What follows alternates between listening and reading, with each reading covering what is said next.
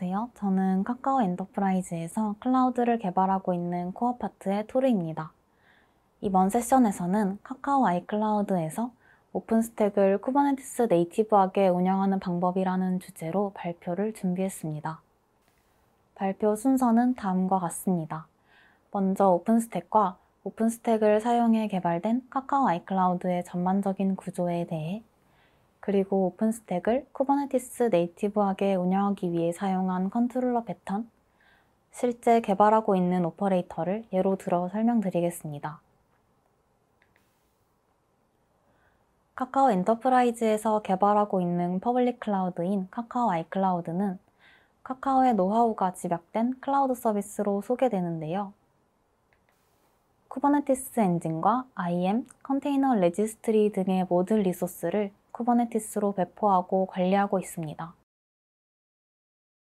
그리고 이러한 리소스들을 서비스로 제공하기 위한 도구인 오픈스택도 함께 쿠버네티스로 관리되는데요.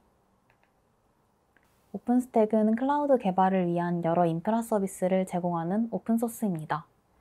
오픈스택을 사용해 다양한 IT 리소스를 제공받을 수 있는데, 노바, 뉴트론, 신더 등 수십여 가지의 컴포넌트들이 각각 마이크로 서비스 아키텍처의 형태로 이루어져 있어서 관리가 어렵다는 특징이 있습니다. 때문에 오픈스택은 인프라 레벨에서 절차적인 방식으로 운영되어 왔는데요. 카카오 아이클라우드에서는 쿠버네티스 위에 오픈스택 서비스들을 올려서 배포하고 운영하므로 쿠버네티스 네이티브한 관리가 가능해졌습니다. 여기서 쿠버네티스 네이티브하다는 것은 무엇일까요? 쿠버네티스 네이티브에 대해 설명하기 앞서 클라우드 네이티브라는 용어를 알아야 하는데요.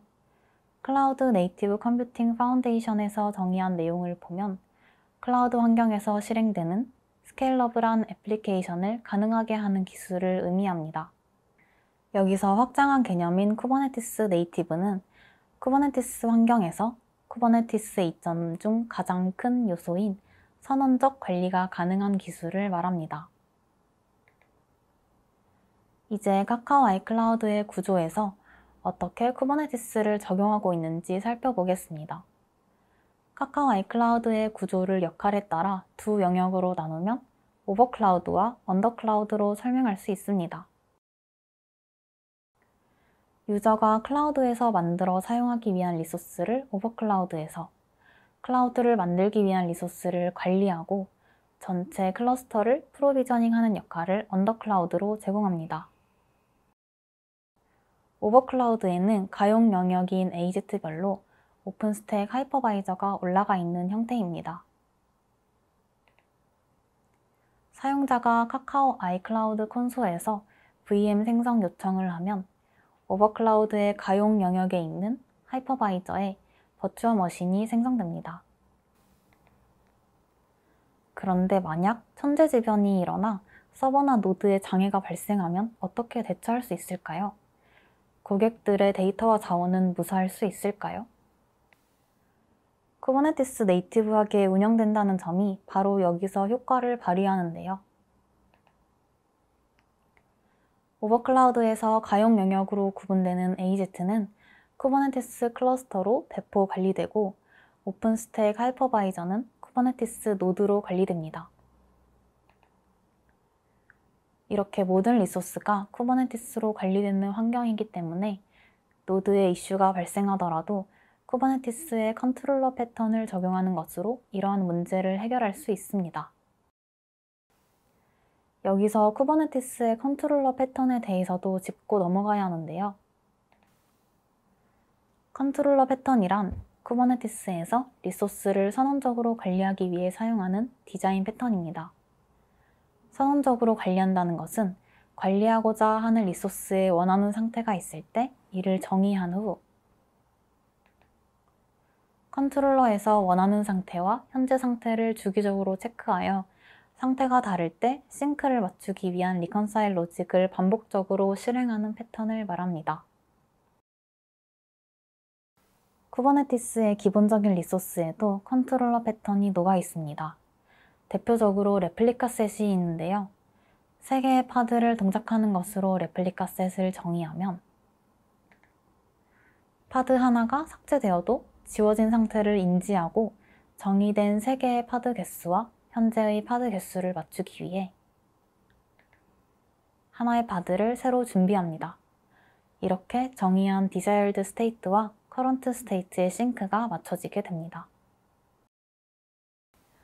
쿠버네티스 내에는 이 외에도 레플리카 셋, 엔드포인트, 네임스페이스, etcd, 서비스 어카운트 등의 컨트롤러가 동작합니다.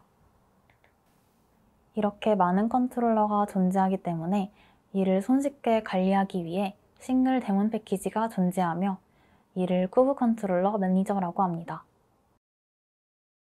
컨트롤러에는 2개의 주요 컴포넌트가 있습니다.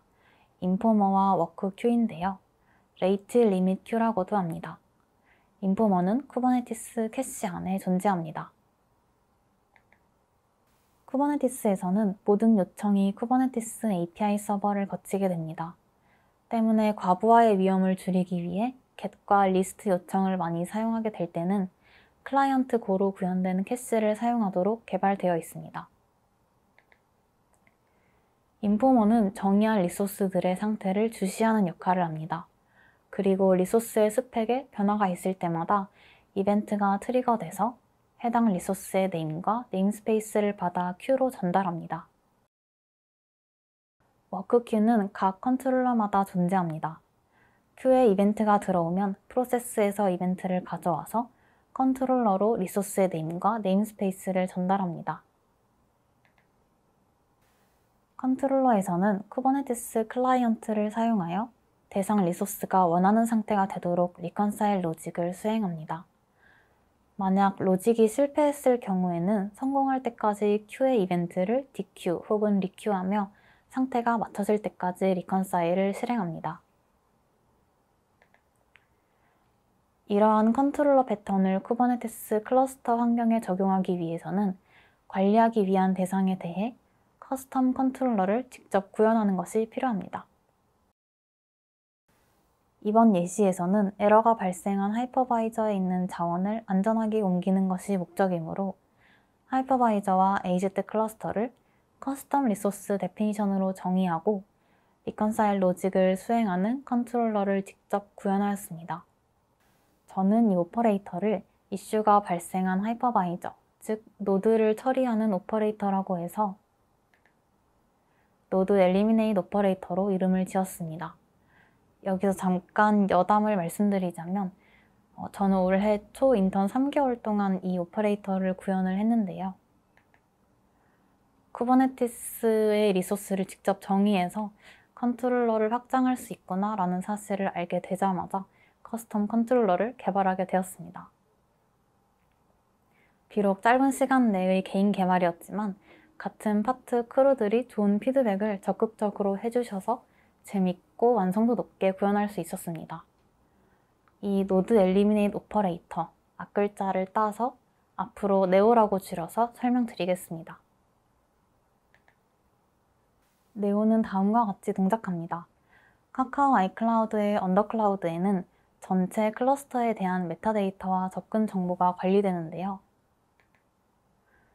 언더클라우드 클러스터에 네오의 파드가 배포됩니다. 파드에는 컨트롤러와 커스텀 리소스가 구현되어 있습니다. 네오의 목적은 오버클라우드에 있는 AZ 클러스터와 하이퍼바이저 노드의 상태를 감지하고 있다가 이슈가 발생했을 때 내부 오픈스택 자원들을 다른 노드로 마이그레이션 하는 것입니다. 클러스터의 구조와 함께 조금 더 세부적으로 보면 다음과 같습니다. 오버클라우드에는 AZ 클러스터가 셀 단위로 구분되어 있고 오픈스택 API 서버가 배포되는 컨트롤러 클러스터 일부가 속해 있습니다.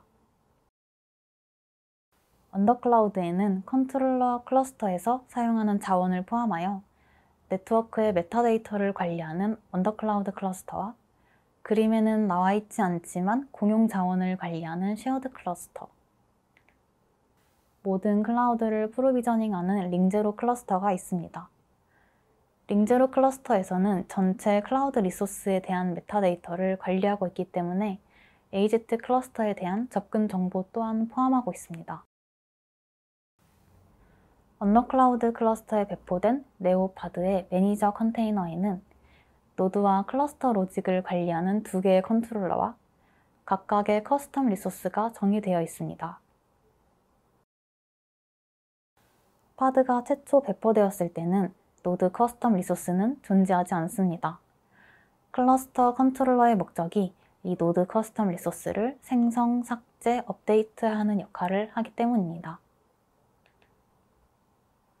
먼저 클러스터 컨트롤러는 같이 배포된 클러스터 커스텀 리소스를 통해 링제로 클러스터에 대한 접근 권한을 획득하고 링제로 클러스터에 접근해서 대상 리소스인 AZ 클러스터의 kubectconfig 정보를 넣습니다. 한번 AZ 클러스터의 접근 정보를 얻으면 노드 컨트롤러에서도 사용할 수 있도록 컨트롤러와 동일한 네임스페이스에 kubectconfig를 시크릿으로 감싸서 복제합니다. 그리고 리모트 클러스터인 AZ 클러스터에 접근하여 모든 노드에 대한 정보를 가져와 노드 커스텀 리소스를 생성합니다. 이때 노드의 개수만큼 커스텀 리소스가 생성되고 컨트롤러 워크큐에 트리거되는 이벤트 또한 리소스와 1대1로 매핑됩니다. 노드 컨트롤러는 앞서 클러스터 컨트롤러에서 노드 커스텀 리소스를 전부 생성할 때까지 리큐와 인큐를 반복하다가 커스텀 리소스가 생성되면 클러스터 컨트롤러가 복제한 AZ 클러스터의 접근 권한을 이용해 AZ 클러스터의 클라이언트를 획득합니다. 그리고 노드의 상태를 주시하고 있다가 노드에 에러가 발생하면 오픈스택 API를 사용하여 리컨사일 로직을 실행합니다. 네오의 리컨사일 로직은 다음과 같이 진행됩니다. 클러스터 컨트롤러의 경우 노드를 주시하고 있다가 create, delete 이벤트가 발생했을 때 리컨사일 로직이 트리거링 됩니다. 그리고 현재 클러스터의 상태에 따라 커스텀 리소스 자체가 없는 경우 전체 노드의 커스텀 리소스를 생성하고 새로운 노드가 조인되었다는 이벤트가 들어오면 새로운 커스텀 리소스를 생성합니다. 그리고 노드가 삭제되었다는 이벤트가 들어오면 해당하는 리소스를 삭제합니다. 이러한 리컨사일이 한 번 동작할 때마다 클러스터의 스테이터스 정보가 갱신되고 리컨사일이 반복됩니다. 노드 컨트롤러의 리컨사일 로직입니다. 노드에 에러가 발생했을 때 이에 대한 이벤트를 트리거 받으면 리컨사일이 동작하는데요. 먼저 노바와 뉴트론에 대한 프로바이더 클라이언트를 키스톤을 통해 획득한 후에 대상이 버추얼 머신인 경우에는 노바의 컴퓨트 서비스를 디세이블로 바꾸어 해당 노드의 신규 VM이 스케줄링 되지 않도록 하고 남아있는 VM들을 다른 노드로 라이브 마이그레이트 합니다. 네트워크 포트의 경우에는 뉴트론의 네트워크 에이전트를 닫고 포트를 옮기거나 처리합니다. 그런 후에 에러가 발생한 노드를 스케줄링에서 제외하고 파드를 삭제한 후에 라벨을 지워서 더 이상 해당 노드를 클러스터에서 사용하지 않게 합니다. 이러한 리컨사일 로직이 실행하고 나면 VM과 포트는 안전한 노드로 옮겨가고 해당 노드는 제거되거나 에러 원인이 해결된 후 다시 복구하게 됩니다. 그런데 아까 컨트롤러 패턴에 대해 설명할 때 인포머는 리소스의 스펙에 변화가 있을 때 이벤트를 받는다고 설명드렸는데요. 네오의 두 컨트롤러는 커스텀 리소스의 스펙만 바라보고 있는 것이 아니라 노드라는 오브젝트 자체를 바라보고 있다가 특정 이벤트가 발생했을 때 트리거됩니다. 노드 컨트롤러의 경우에는 리모트 클러스터의 모든 노드에 대해 에러가 발생했다는 것을 트리거링 받으면 리컨사일을 동작합니다. 클러스터 컨트롤러는 노드 커스텀 리소스를 관리해야 하므로 클러스터에 새로운 노드가 유입되었거나 삭제되었을 때 이벤트가 발생하게 됩니다. 이것은 인포머를 새로 정의하는 것으로 가능한데요. 기존의 스펙에 대한 변경사항만 트리거링 받는 인포머 A 외에 특정 조건의 이벤트를 받을 수 있도록 쉐어드 인포머를 새로 정의할 수 있습니다. 인포머의 관점에서 컨트롤러를 보면 다음과 같습니다. 캐시는 기본적으로 커스텀 리소스를 주시하고 있는데요. 이 커스텀 리소스의 스펙에 변화가 생기면 해당하는 큐에 이벤트를 넣고 이 이벤트에 대한 컨트롤러 리컨사일이 동작합니다. 이때 이런 이벤트를 받는 대상을 외부에 있는 리소스로 추가할 수 있습니다. 쉐어드 인포머를 새로 선언하여 AGT 클러스터의 노드 상태를 바라보도록 조건을 걸어주면 노드가 삭제, 생성되거나 에러가 발생하는 조건에 리컨사일을 트리거링할 수 있게 됩니다. 여기까지 에러가 발생한 오픈스택 하이퍼바이저를 선언적으로 관리하는 방법에 대해 소개를 드렸는데요. 카카오 아이클라우드에서는 이것 말고도 다양한 컨트롤러를 개발하여 모든 리소스를 쿠버네티스 네이티브하게 관리하는 환경을 구축하고 있습니다. 카카오 엔터프라이즈의 더 깊은 클라우드 개발 이야기에 관심 있으시다면 뒤에서 이어지는 세션인 쿠버네티스 편하고 쿨하고 섹시하게 개발하기와 모든 것이 쿠버네티스인 세상에서 안전하게 배포하기 세션을 들어주세요. 그리고 저희 클라우드 개발팀에서는 쿠버네티스, 오픈스택, 아이아스 등 클라우드 개발을 재밌게 함께할 모든 분들을 기다리고 있습니다. 지금까지 멀티버스 팀의 코어 파트 토르였습니다.